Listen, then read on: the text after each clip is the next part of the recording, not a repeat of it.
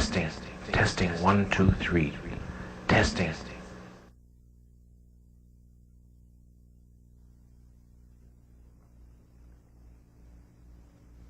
This is Bruce Haack. If you don't know about Bruce, then yeah, that shows how well he hid. I mean, cassettes of his music have been floating around with our friends, you know, for years, but nobody really knew that much about the man. He was sort of detached. Free American underground electronica from Seoul, bathed in mildew. Bathed in mildew. My music encompasses all forms, produced electronically on synthesizers which I have built. So Bruce Haack rules. He's a genius. I only wish I'd discovered him when I was a little kid. I didn't discover him until a couple years ago when everybody else did. But boy, I would have grown up much better. My instruments are programmed in unique ways, such as the principle of human skin contact. Bruce Haack, the party machine. I'm the party machine. I also synthesize all types of music and sound. Well, I'm sure his experience as an 8-year-old taking peyote with Indians has a lot to do with the way some of his music turned out.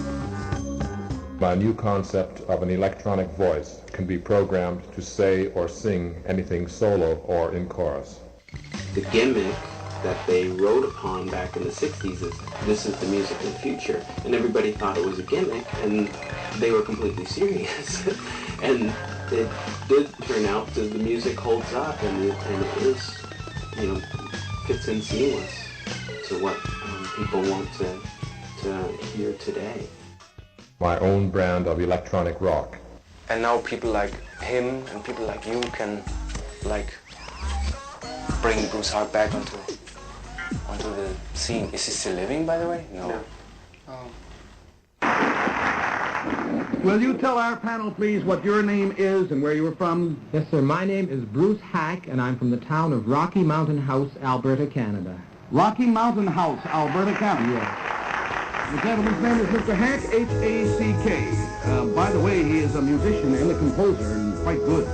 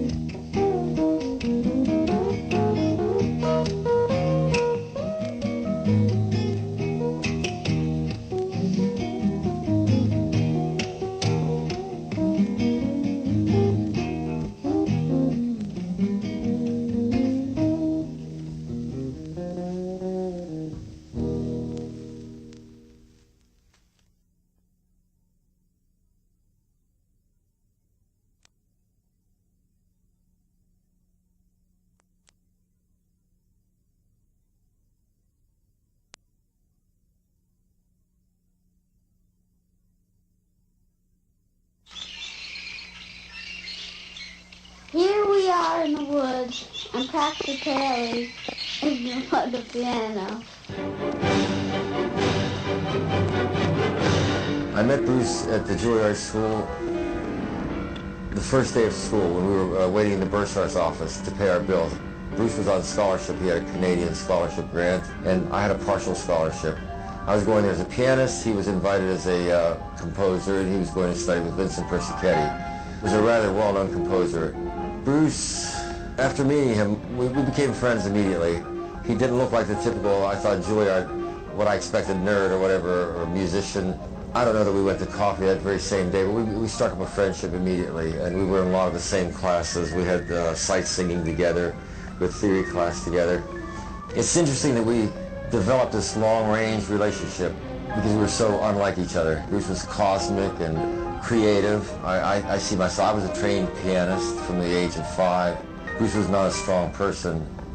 He was a dependent person. He couldn't go anywhere by himself as far as appointments or anything that related to his musical work, except for the dance company, which he did a lot of. Through the Juilliard Placement Bureau, he was telephoned, and he started working with dance teachers. He was an amazing pianist, self-taught improviser. So he was very much in demand. I remember the times when he would miss the subway getting up there and how much his teachers depended on him, which kind of leads me to maybe his work ethic. Even though he taught piano from the time he was 14, Bruce did have a typical work ethic. During the work that he did in electronics, and he was always doing that, Bruce also composed a number of works for piano, but he hated notating. Notating was drudgery. So in a way, Bruce needed to create and perform his own music. He got to that. I would say partially because of bad experiences with performances of his works. Just as an aside, he would say to me, for instance, when I would practice, why would you have to practice play the piece? Just play it, you know, it was just do it.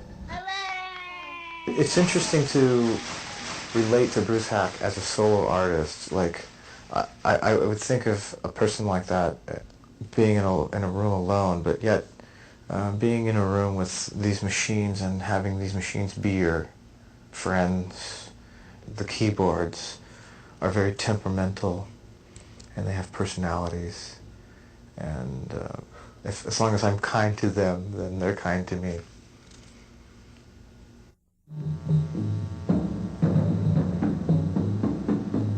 Now, Bruce, I've heard some of your tapes, which was the reason that I invited you here today, and what impresses me about them is the fact that although you're using unfamiliar materials, the organization of them is very apparent and clear to someone listening. Now, are you aware of the fact that you're organizing your material very logically?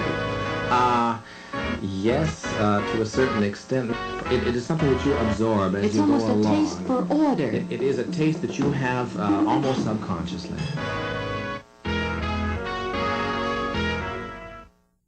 Well, both of us wanted to make the big time. In other words, I wanted to be a pianist. Obviously, he was going to be a composer. So he wrote a lot of pop songs, and we thought we would go to Tin Pan Alley and do our rounds there. But again, just in relationship to the work ethic, I used to have to prod him to go. And then we would start at the top of the Brill Building and then get rejections from all the secretaries all the way down. So if we lost, then we'd just go and spend more money. We had some money problems, but I had some help from home. Bruce didn't. He was very much on his own.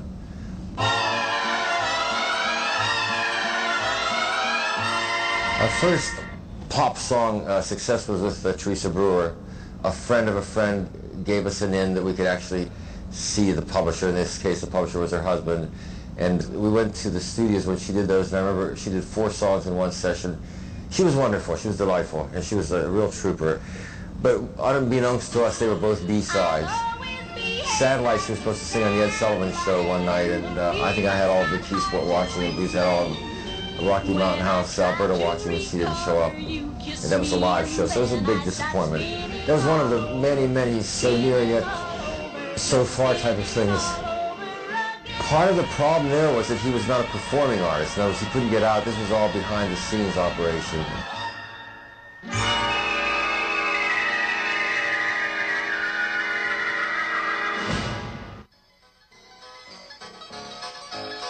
I guess I liked the entertainment business more than he did. And because he was reclusive, he also was not the kind of person to make contacts at cocktail parties or other events. Now, he loved throwing parties. He was a great cook, and we had some good friends in New York. A friend of his, Jean Wexler, I mentioned her earlier, was one of the dance teachers he worked with in Scarsdale. And she knew the producer, director, I think, of I've Got a Secret. I've got a secret. His secret, obviously, was he was going to play people.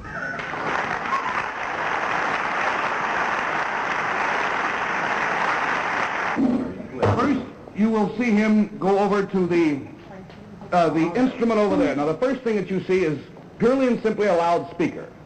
Now, what have you in your hand, sir? I am holding a bracelet, actually. I'm going to use it as a contact, as an electrode to my arm. Now, this is just a dime store piece of costume jewelry. So, the bracelet goes on his bare arm, and attached to the bracelet is a piece of wire which goes to a black box, which is behind the speaker, which is what, sir? Well, that is an electrical unit back there. It's working on batteries. There's absolutely no danger, no shock, no unpleasantness. Now, then there's a wire that goes from, another wire that goes from the black box to Mr. PANDEL. How is the wire attached to Mr. PANDEL? The wire is, well, it's attached to Mr. PANDEL is sitting on a piece of aluminum foil, so that which is inside his clothing. Yeah. Now, so here you have a broken electrical circuit. The circuit will not be completed until Mr. Haack touches Mr. PANDEL. The thing that was astounding and wild about the Dermatron was, it was, and the People Audion, it was a piece of equipment designed by him where he could actually touch people to create music, which was totally taboo, and like especially in America, people generally don't like to be touched and made too close of a contact with. And the theremin was like pretty representational of keeping a distance with something, where this freaky device of Bruce's kind of like forced people to participate in the musical sense and be a part of it, and there was a certain amount of thrill in it, which was, kind of sexual in a way.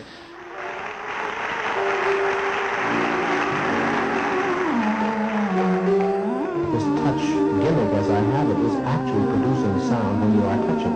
Togetherness, touching minds, touching bodies, and also touching ourselves without any feeling. And what a great way to make music, to make sound, bring it together, and thus producing sound. It's like there's an artistic result from the touching.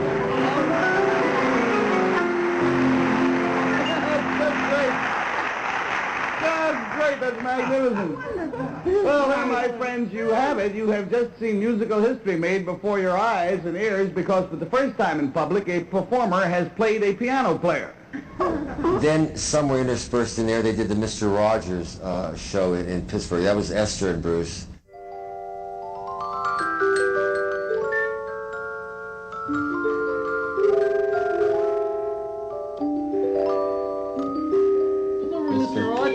There's a little delivery for you. Oh, thank you very much.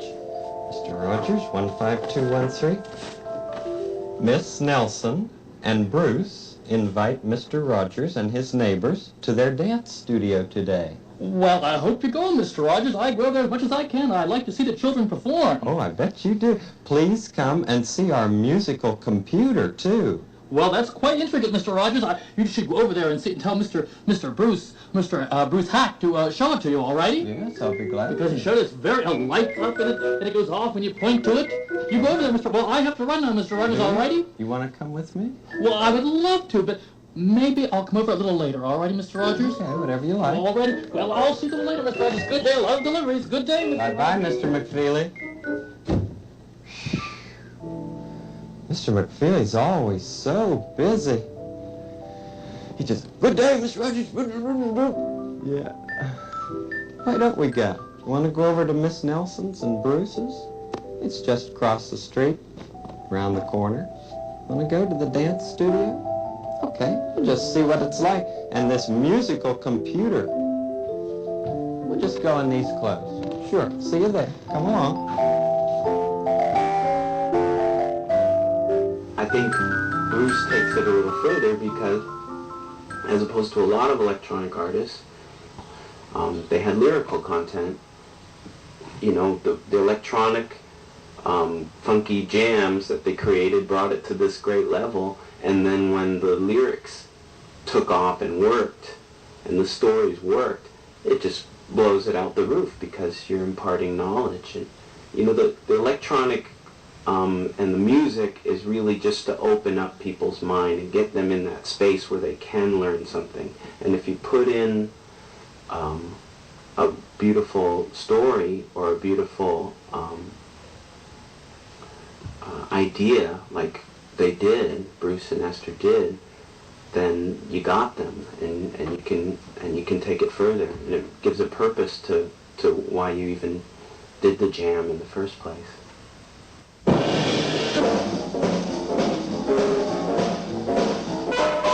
I'm Miss Nelson. How are you? I'm here to sing and dance with you. Bruce and I were kindred spirits from the start, although later on he admitted that he was scared of me at the beginning. It's because I'm a strong teacher. And Bruce would hide behind the piano. He would never come out, especially when there were adults coming to watch the classes. And sitting behind that tall, old-fashioned upright, he never missed a beat of the class. He was just amazingly tuned in, and we were very tuned into each other.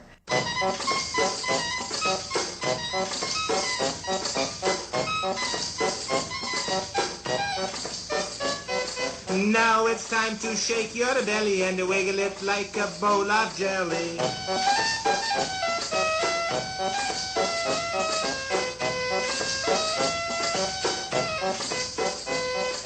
Now wiggle everything you wish and shake like jelly in a dish.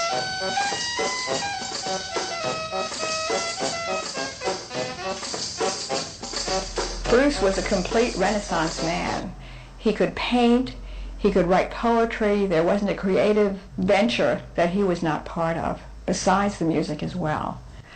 When my younger daughter, Risa, was probably 4 or 5, she said to Bruce, "Bruce, how come you can play this such beautiful music?" And he answered her by saying, "Risa, how come you're so beautiful?" And she said, "Well, I just am." And he said, "And I just can." So I thought that was pretty lovely.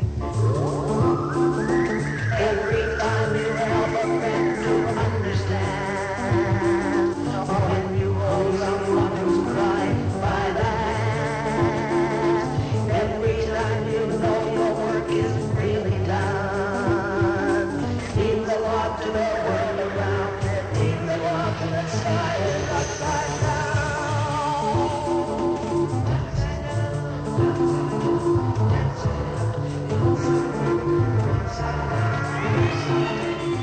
People used to think that they had to talk down to children, and that's totally incorrect. What you want to do is bring children up to your level by offering them things of quality, and that's what we did in our records. They were creative, they were unique, and Bruce did all kinds of amazing things with music.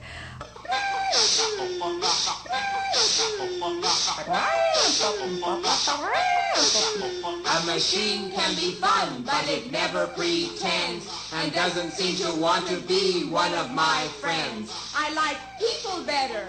Do you know why? Machines can't really laugh Or cry. When Bruce needed instruments, they never existed. They only existed in his head, and so he had to invent them. You can put your hand up and down and do things with lights. I can change with these switches. Oh, goodness.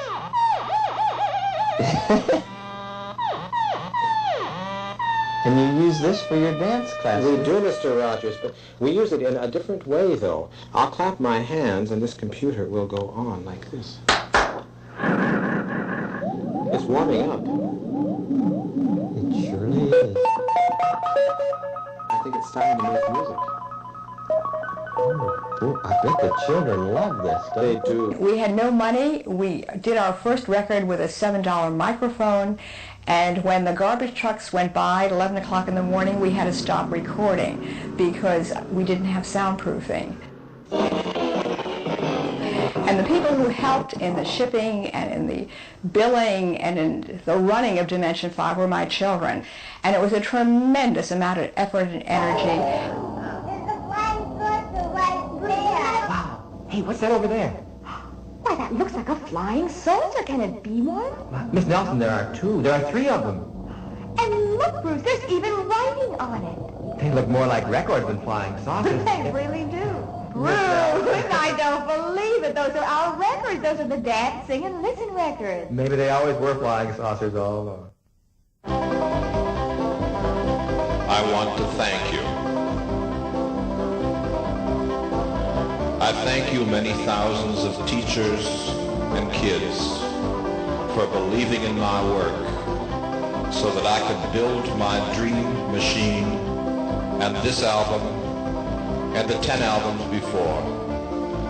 Each day, as I watch the snowflakes or smell the honeysuckle in my beautiful valley, I thank you, and you know who you are. I thank you, and this old man thanks you too.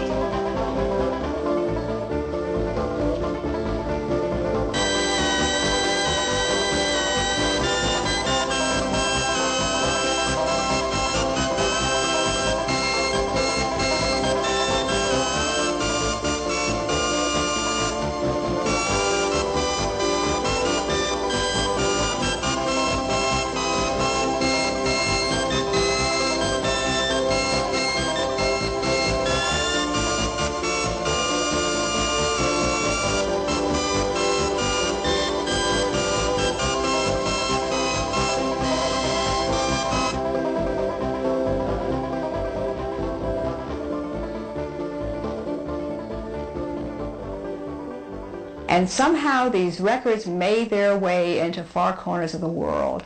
And I have a whole file full of love letters from people everywhere. From Japan, there were some people who came in to watch me teach because they had seen my books, they had seen the records.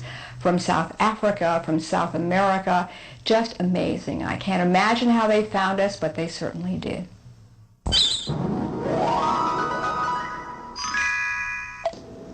What kind of a song are you programming for now, Bruce? A song about parts of the body. Cool. And, oh, I wish that Mr. McFeely were here to see it, too. Really? How does it go, Bruce? It goes like this.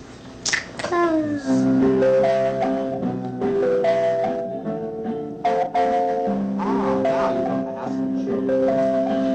the nose and about ears. Can you stand up very, very tall? I can stand up very, very tall. Can you jump up high? I can jump up high. Oh, Mr. Rogers, there's a surprise there. I guess it does put it into context to see his appearance on the Mr. Rogers show, because Mr. Rogers it's a pretty psychedelic show to begin with. But then when they go to visit Bruce and Esther, it just, you can see that it was pretty wild back then. Or now. Yeah, that episode was twisted. Watching Mr. Rogers over the years, nothing like what Bruce and Esther brought to that program. That was genius.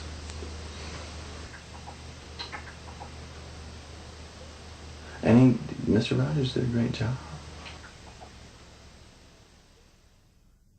Bruce saw himself, I think, as a teacher or as a guru, but not a teacher in the typical sense. In other words, if he were teaching at an institution, he would be completely unstructured. But he saw himself as a teacher of freewheeling.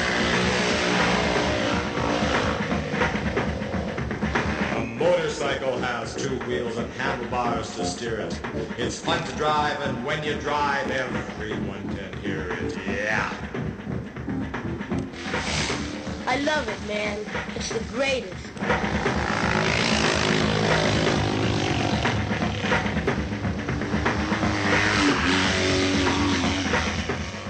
Well, he used to call us his star children, you know, and so he was always thinking cosmically, almost as if, yeah, he was relating to something telepathically that there's something going on Mars or somewhere in the cosmos. You know, as a little child, we discovered him playing around the apartment complex.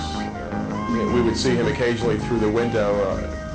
He was sitting there with probably a 5x4 sheet of plywood with all these series of wires and just everything coming out of it. And then later on, you know, Bruce discovered us as well, and he would invite us into his studio, the Blue Room studio, he called it. And some of the things in his studio that were really interesting that always caught my eye were the skulls and many gargoyles, and there was always something different in there all the time to catch your eye. Every listening session was really a listening session. When you listened to a piece of music, you really stopped, and you know there was no TV on. You just concentrated on the music. But Bruce would really make it into more of a ceremony. He'd like to turn the lights down, use an off-light blue color on the ceilings of their apartment, which were very high, about 12-foot ceilings. And it was also the first time I'd ever used headphones, and they were always very different. You know, it was like nothing you'd ever heard before.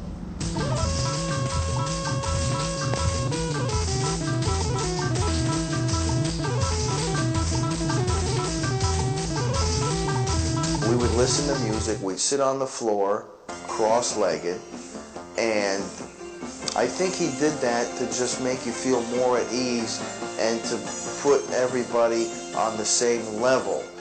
And it was good for him to do that, to prepare you, to tune you in before you heard what he was going to play for you. Spiders are insects' cousins, and there are spiders by the hundreds or dozens. They lay many eggs, they raise many kids, and their scientific name is arachnids. It was almost like a tribal ritual. You would go into his music room and he'd give you these gadgets and whatever and say, come on, let's do it. And in that sense, I always felt that for my mind, he was my first introduction to jazz, because I thought he was very jazzy, his music, before I ever even knew about jazz.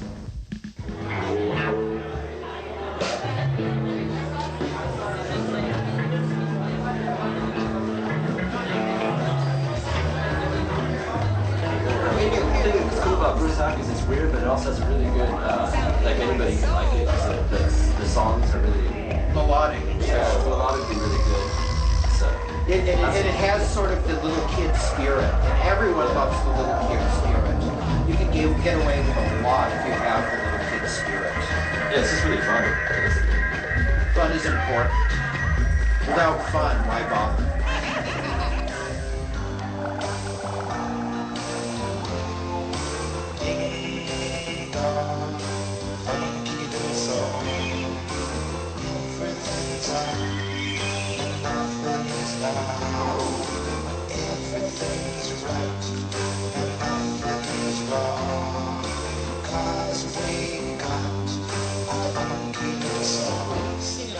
So it was like a real fantasy land. Every time I went there, I never knew what I was going to expect, but I knew it was always going to be exciting and fresh and a lot of fun. So tell your friends to light both ends in, turn your wheel with both feet off the ground.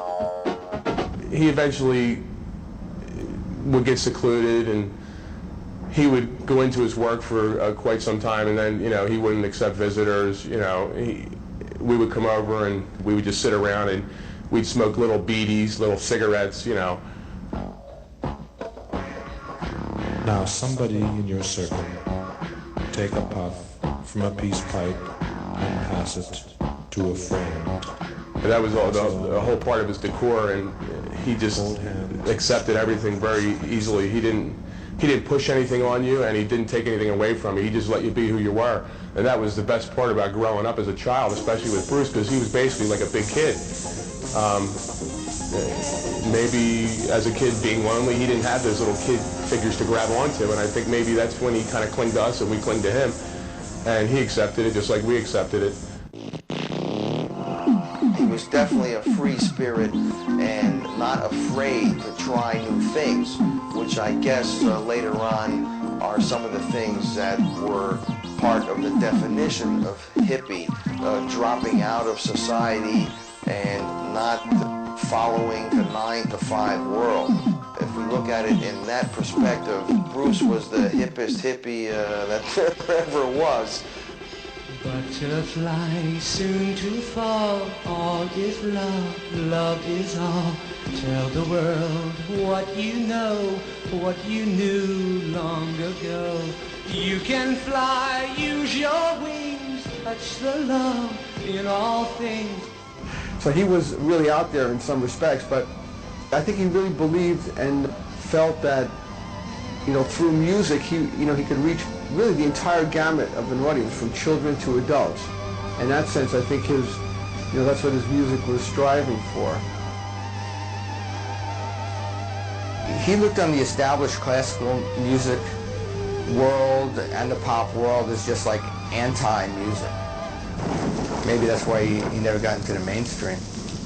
To him, it was dwelling on Mozart and Beethoven, and all what we considered a great masters was something that was working against the evolution of music, which is an odd way to look at things, of course, because a lot of it is great music. But in a sense, maybe it does make sense to move ahead and just break away from the past.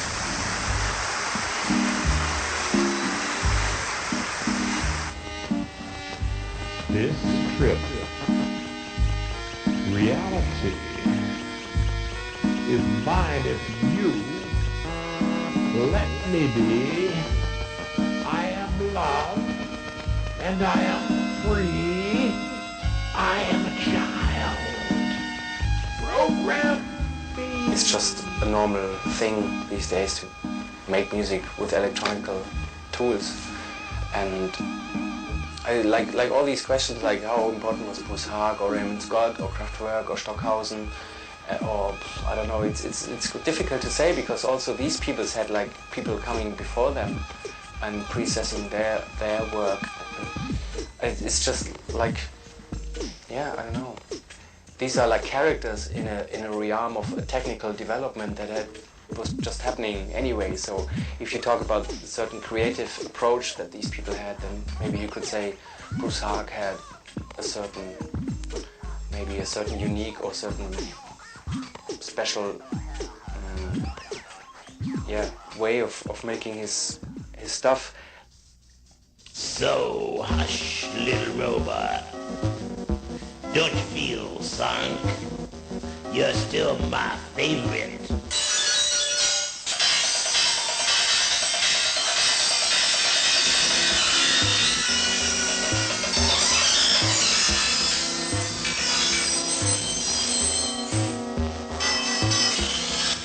Pile of junk.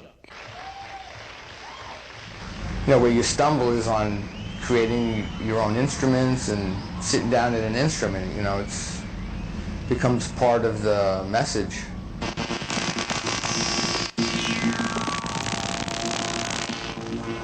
I think it's even more powerful than discussing, is just by leading by example and letting kids know at an early age that anything is possible if you put your mind to it.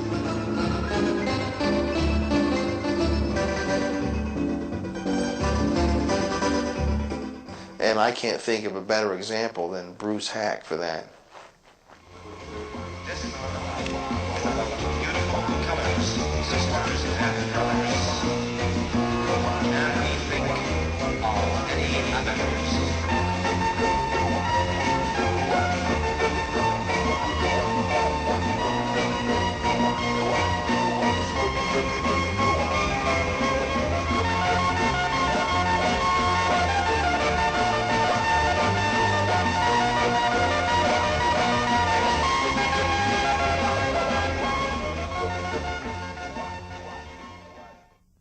I don't have any training in selling, but I have such a great love for his work and for him as a person. When I met and heard Bruce's work, I wanted to find a commercial outlet that would be a viable audience for his work.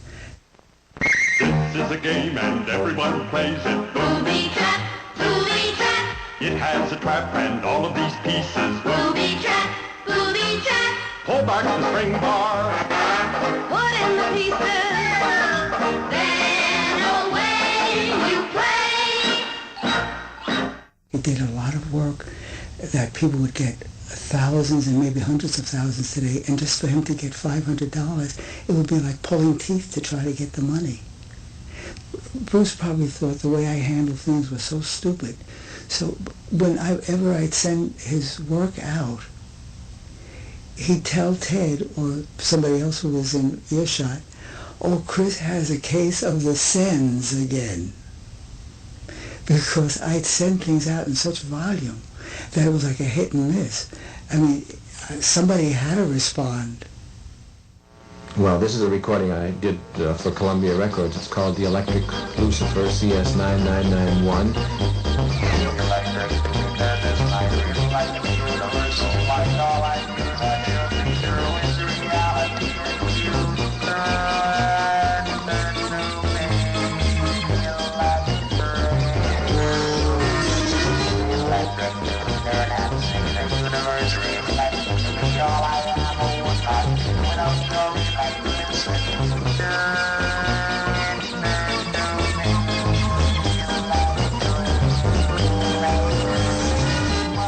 Bruce's music was a discovery. It was something that I stumbled across without any knowledge of it whatsoever. I picked up Electric Lucifer first and was just astounded. His music seemed to be so far beyond like artists that were kind of more doing it for like, hey, this is a Moog synthesizer. Bruce was building his own gear. I built the synthesizer myself, invented it, that I did the recording on. I'm also singing on the recording with help from my friends. And, well, it's sort of making it in the underground and college scene in America. It's, even the AM stations, top 40 stations are starting to play bits of it too. It's kind of, it's a heavy album. I suppose it's classed as head rock, really.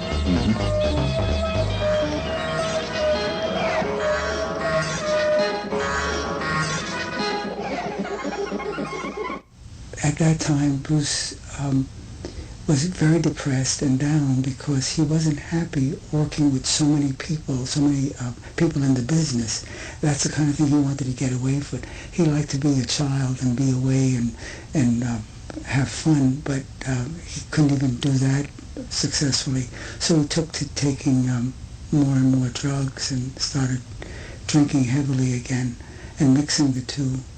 He'd take he'd be popping pills and then smoking peyote, and he'd get the worst rot gut whiskey you could imagine because it was cheaper, and he was getting sicker and sicker. But then he'd have times where he'd dry out and start creating again, and what he created sometimes was even better than what he did before that. He was creating, then some of the stuff started getting very, very dark and foreboding, and then he was creating a work called Hackula. And Hackula was his anger and rage at the industry of show business.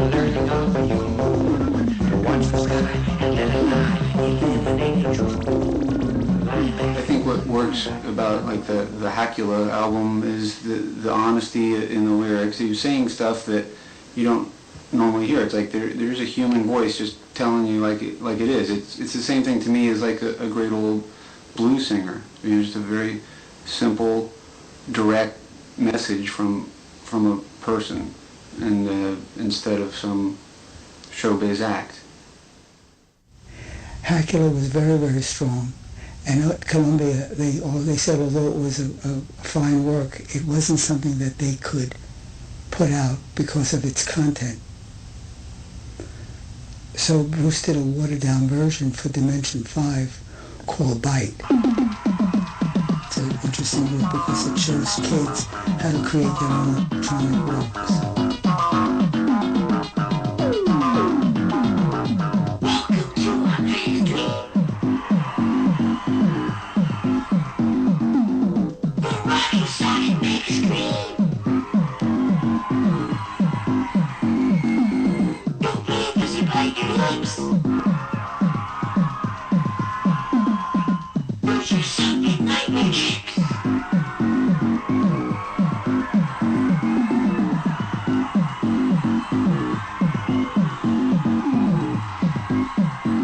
After Bruce had finished Bite and it was released, Bruce met Russell Simmons, who happened to be one of the biggest record sellers in the business with rap and all of that. At their meeting, Russell found Bruce very spooky because of the atmosphere of his recording studio, and that's why he wanted to work with Bruce over in Philadelphia, where they produced a work called Party Machine, which is a lengthy dance, rap, electronic rock pop piece.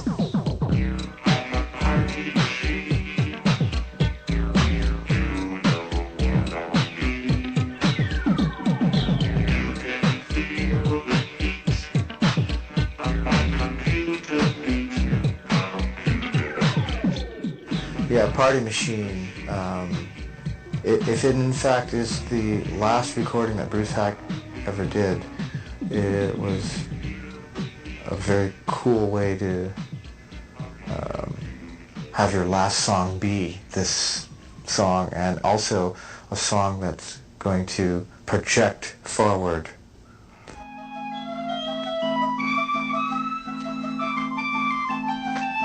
He said his work was in the air, and whoever was interested would participate in it, take what they needed from it or wanted, and that would be fine. He really didn't want fame or fortune. The need was in Ted and myself and other so-called normal people.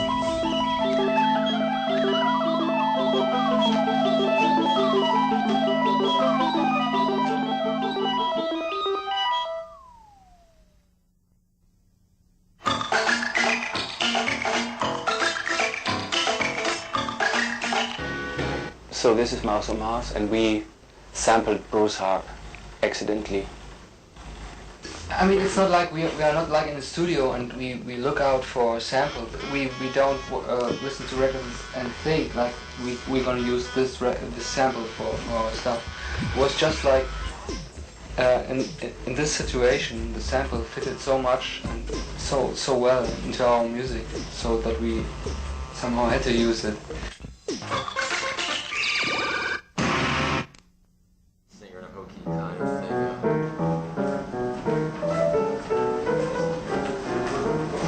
Studio where I teach my one-on-one students, the original piano lessons. Mostly I have several piano classes and 21 studio students that take their lessons right here at this piano. And this wall was it's been admired by a number of my students, and these are instruments that Bruce had. And Bruce set this up for me. It's been since taken down and put back together. Robin has rearranged them, but this is pretty much the order in which they work.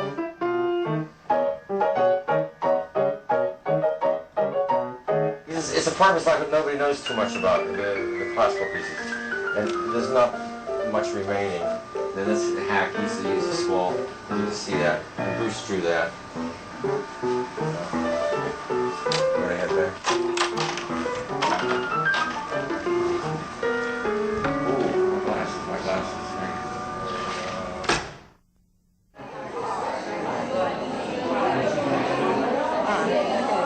This is a conference for Head Start teachers. I'm Miss Nelson. How are you? I am doing a workshop on music and movement for them. I'm here to sing and dance with you. Giving them all kinds of ideas that they can take back and work with their children in their classrooms. And now I want you to raise one hand in the air and point to the numbers on a giant invisible clock. Here we go. 1, 2, 3,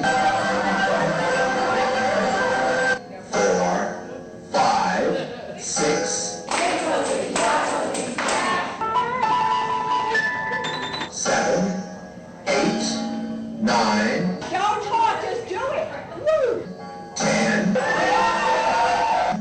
11, 12, 13. Enjoy it. I sure am. We dance, we sing, we have a smashingly great time, and everybody goes home high as a kite and ready to take all these ideas and put them into actual practice.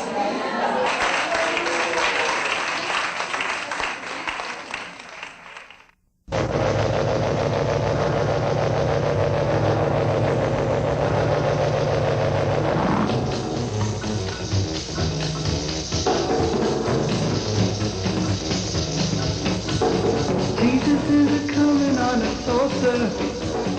Jesus is a-coming from the sea. Jesus is a-calling from away out there. And Jesus is a-calling me.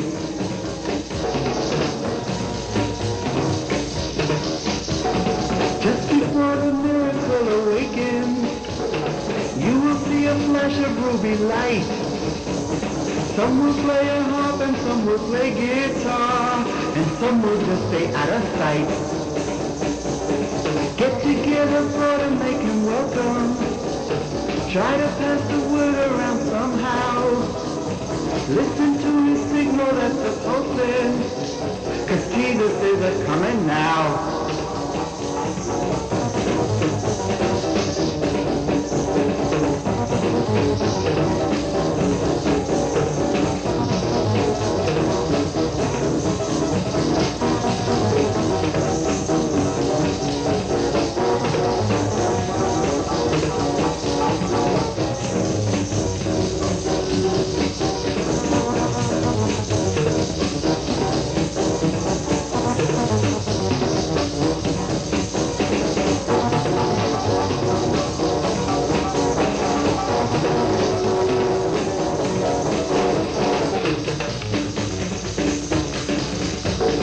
Steer the ship and steer it well, let no one block the view.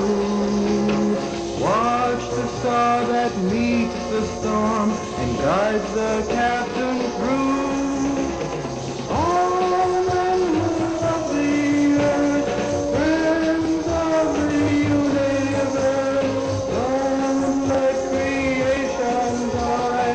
Oh, hear the children cry.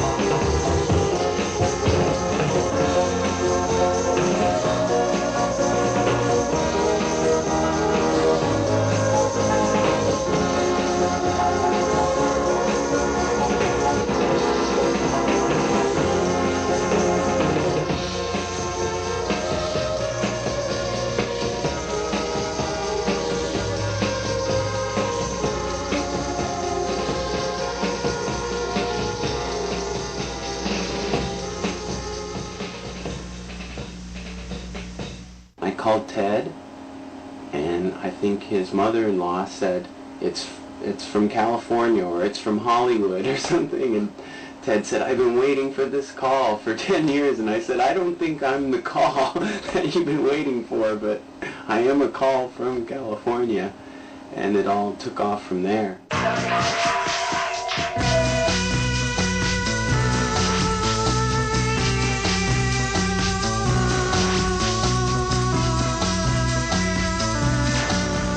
what I loved about the idea of the concept album was like people pretty much so chosen for their love of Bruce's music and their own uniqueness in electronic music.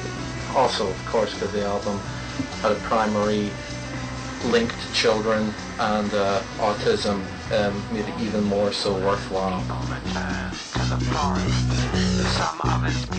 Soul Transportation was remixed by DJ Me, DJ U. Not only we like the song, it isn't really exactly a song, it's a spoken word, and it's to get kids to meditate or do kind of like astral traveling. It's been overwhelming. You just look at the tribute record and who's tributed to it. How exciting they are, and people just, sacrificing everything to give to it. I think Bruce would be into it as well. I think he would be down with it.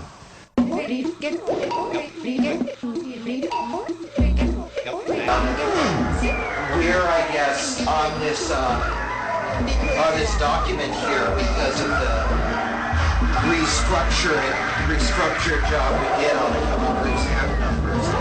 It was really something to do. It was more fun than it should have been. Benefit albums are hard. Albums where multiple artists on multiple labels are hard. You put the two together and you add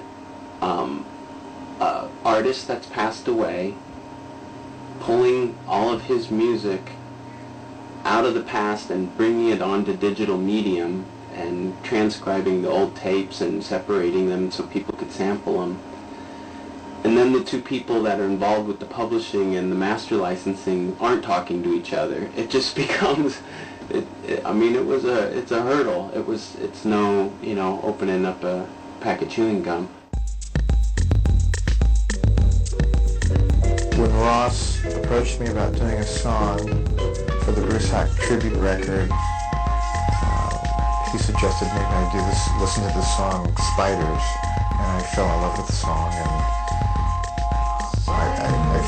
at this point, upon finishing it, I felt it to be an honor to be involved with Bruce Haack and be part of his life and be in there with his work. The keyboard I used on the tribute album on the Walking Eagle song was this keyboard I built myself called a Brainwave, which was just parts from old Gen X1000 and EMS Synthi, which I just pieced together. And then this Con Electric Band keyboard, which has these great sounds on it, like mod and musical sauce, space junk and blast off. And one of the greatest things about this keyboard, when I took out the back electronics to start like crosswiring and doctoring it up, it had a label on it that said made in Indiana by 6 beautiful women, which I thought was a really nice little touch in there. We could say, I could say he was an inspiration, but I can't really say that because I didn't know him until way too late. I had to say it anyway, nobody will know. Okay. He was definitely a huge influence on everything I've done. I'm not really sure how effective a lot of his records are actually as children's records. I don't know, but I would think some of them would really horrify children, which I guess I'm not helping by the version of the song I just did for the tribute album. It's kind of probably horrify children too. But I think it's just really great music for adults to listen to.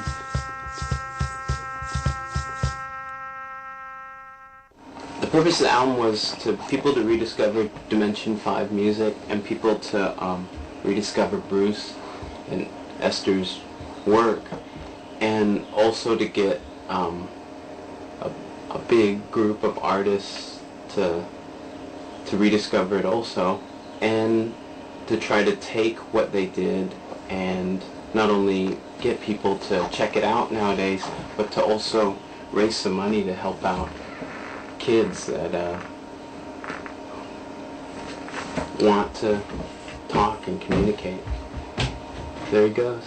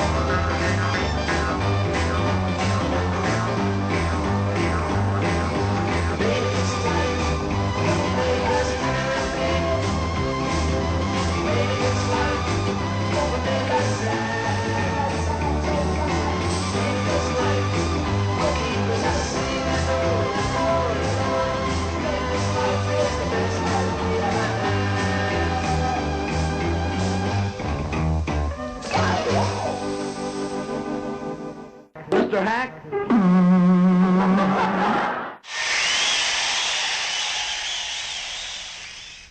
Thank you for listening.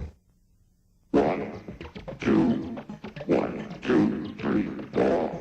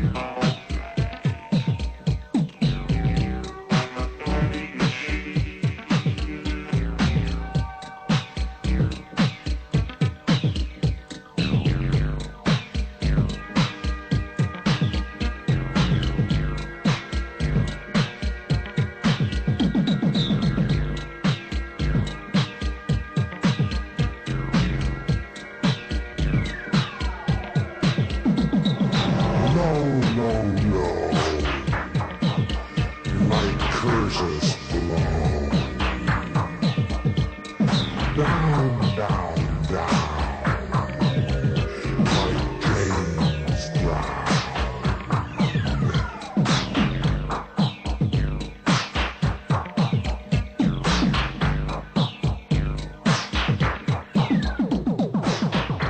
Archetype is back.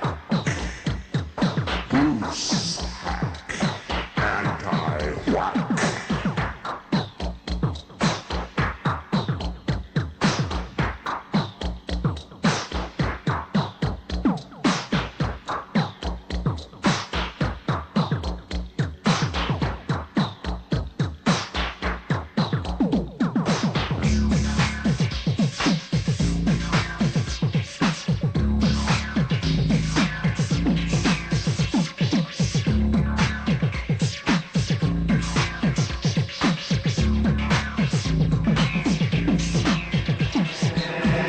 Just imagine buttons for eyes, numbers for names,